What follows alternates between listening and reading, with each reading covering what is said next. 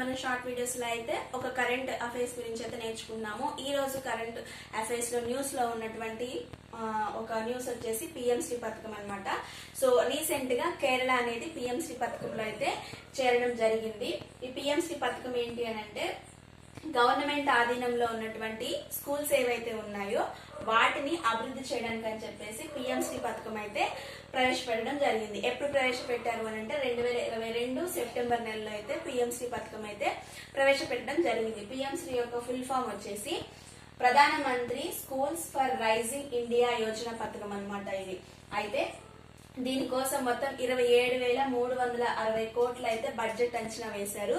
దీనిలో భాగంగా 14,500 స్కూల్స్ ని డెవలప్మెంట్ చేయాలని చెప్పేసి అనుకున్నారనమాట. ఈ పథకం వచ్చేసి 2027 వరకు అమల్లో అయితే ఉండడం జరుగుతుందన్నమాట.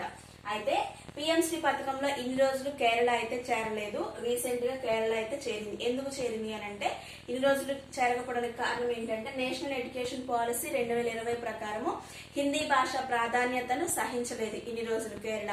సో ఆ కారణం వల్ల అయితే కేరళ పిఎంశ్రీ పథకంలో అయితే చేరలేదు. రీసెంట్ గా అయితే జాయిన్ అయింది. తమిళనాడు, వెస్ట్ బెంగాల్ మినహా 34 కేంద్ర పాలిత ప్రాంతాలు రాష్ట్రాలు పిఎంశ్రీ పథకంలో అయితే ఉన్నాయన్నమాట. తమిళనాడు, వెస్ట్ బెంగాల్ మాత్రమే లేవు. మిగతా అన్ని కేంద్ర పాలిత ప్రాంతాలు రాష్ట్రాలు కూడా పిఎంశ్రీ పథకంలో అయితే ఉన్నాయి. కేరళ యొక్క ముఖ్యమంత్రి వచ్చేసి పినరయి విజయన్ గారు, అలాగే గవర్నర్ వచ్చేసి రాజేంద్ర విశ్వనాథన్ గారు.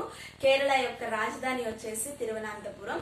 టోటల్ అసెంబ్లీ స్థానాలు వచ్చేసి 140 అసెంబ్లీ స్థానాలు అయితే కేరళలో అయితే ఉన్నాయి. అలాగే కేరళ యొక్క ప్రత్యేకతలు ఏంటంటే ప్రపంచంలోనే మ్యాన్స్క్రిప్ట్ ఉన్నటువంటి మ్యాన్స్క్రిప్ట్ మ్యూజియం ఉన్నటువంటి తొలి రాష్ట్రం అన్నమాట. అలాగే 100% డిజిటల్ అక్షరాస్యత ఉన్న రాష్ట్రం కూడా కేరళనే. 94% అక్షరాస్యత సాధించిన రాష్ట్రం కూడా కేరళనే. అలాగే హైయెస్ట్ సెక్స్ రేషియో ఉన్నటువంటి రాష్ట్రం కూడా కేరళనే. 1084 ఫీమేల్స్, 1000 మంది మెయిల్స్ ఉన్నట్టు అంచనా అన్నమాట 2011 సెన్సెస్ ప్రకారం. సో ఇది ఈ రోజు షార్ట్ వీడియోలో ఉన్నటువంటి కరెంట్ అఫైర్స్ న్యూస్ అన్నమాట. మన స్టడీ సిరీస్ 1111 ఇన్స్టాగ్రామ్ పేజ్ లో అయితే ఫాలో అవుతూ ఉండండి. మీకు ఎప్పటికప్పుడు అప్డేట్స్ అయితే అందుతూ ఉంటాయి. Thank you for watching.